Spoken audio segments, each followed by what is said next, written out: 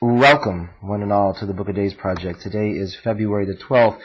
Born on this day, Gabriel Naudé, littérateur, in 1600 in Paris. Bishop John Pearson in 1613 in Snoring.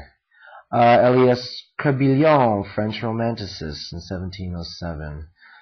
Died on this day, Bishop David Owen in 1512. Lady Jane Grey, beheaded in 1555 in the Tower. George Heriot, founder of Heriot's Hospital, 1624. And Immanuel Kant, philosopher, passed in 1804. It is a feast day of Saint Eulalia, Virgin of Barcelona, martyr about 305.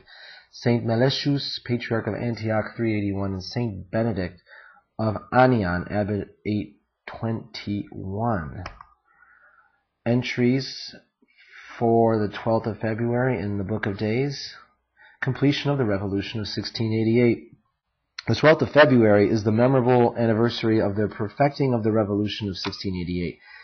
James II, having with his family withdrawn in terror to France, a convention called by the Prince of Orange, met on the 22nd of January 1688-1689, and proceeded under his protection to deliberate on the settlements of the kingdom.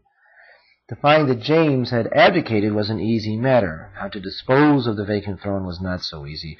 There was a large party for a regency. Others were disposed to accept the Princess of Orange, the eldest daughter of the ex-king, as their sovereign. It was not till after much debating and a threat of the prince to go back to Holland and leave them to settle their own affairs that the convention at length on the 12th of February adopted the resolution that William and Mary, Prince and Princess of Orange, be declared King and Queen of England, France, and Ireland, and the dominions thereunto belonging, end quote. The crown was next day formally offered to them in the banqueting room at Whitehall, and accepted, and the revolution was complete. Mary had arrived in London so recently as the 11th, by which time it was tolerably certain that she and her husband were to be nominated to a joint sovereignty. However glad she might be naturally at her husband's successful expedition, however excited by the prospect of being a regnant queen of England, the crisis was one calculated to awaken sober feelings. She was displacing a father. Her husband was extruding an uncle. It was believed, says a contemporary Evelyn, that both, especially the princess, would have spewed some seeming reluctance of assuming her father's crown, and made some apology, testifying by her regret that he should by his mismanagement necessitate the nation on so extraordinary a proceeding, which would have shone very handsomely to the world. Nothing of all this appeared. She came into Whitehall laughing and jolly as to a wedding, so as to seem quite transported.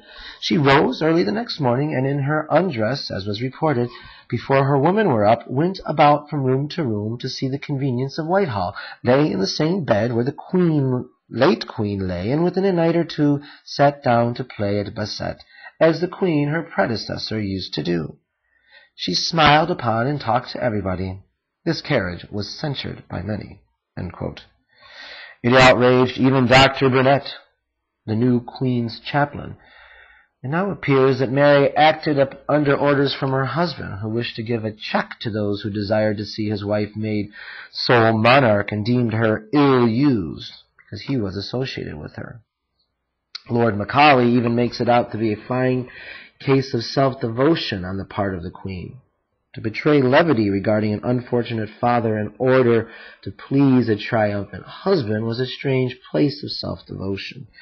For a husband to ask his wife to do so was not very wise, as fully appeared from the disgust which it excited. There cannot truly be said to have been either taste, judgment, or good feeling on either side in the case, as the one drawback to the felicity of this great event was a consideration of the relationship of the new sovereigns to the old. It would have been much better policy for them to make a feeling for King James prominent in their conduct, even though it bore no place in their hearts.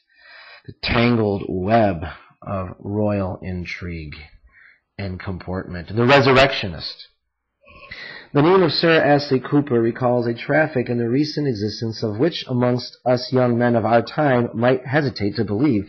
It is indeed a startling chapter in the history of civilization which is supplied by the methods formerly restored to by anatomical teachers for the purpose of obtaining subjects for dissection. From the year 1800 until the alteration of the law in 1832, the Resurrectionists, or Body-Snatchers, were almost the only sources of this supply. They were persons generally of the worst character, if we accept the watchmen of that time, who were set to guard the burial grounds, all of whom received a regular percentage on the sum obtained by the Resurrectionists. The public were for many years aware of churchyards being robbed. It was known to be effected with wonderful rapidity and dexterity, but the modus was never fathomed by the public, and curiously enough, no accidental circumstance occurred to furnish the explanation. Even the members of the medical profession, with very few exceptions, were kept in ignorance of it. So careful were the Resurrectionists to remove all traces of their mode of working after the completion of their task. It was generally supposed that the body snatcher, in exhuming a body, first proceeded, as a novice would have done, to remove all the earth with which the grave had been recently filled, and having at length arrived at the coffin, that he then, with proper implements, forced off the lid and so removed the body. This would have occupied considerable time and rendered the body snatchers proportionately more liable to detection. To avoid this, they only cleared away the earth above the head of the coffin, taking care to leave that which covered the other end as far as possible undisturbed. As soon as about 1/3 of the coffin was thus exposed, they forced a very strong crowbar, made of a peculiar form for the purpose, between the end of the coffin and the lid, which the latter, by using a lever as one of the first order, they generally pressed up without much difficulty. It usually happened at this stage of the proceedings that the superincumbent weight of the earth on the other portion of the coffin lid caused it to be snapped across at a distance of about 1/3 of its length from the end.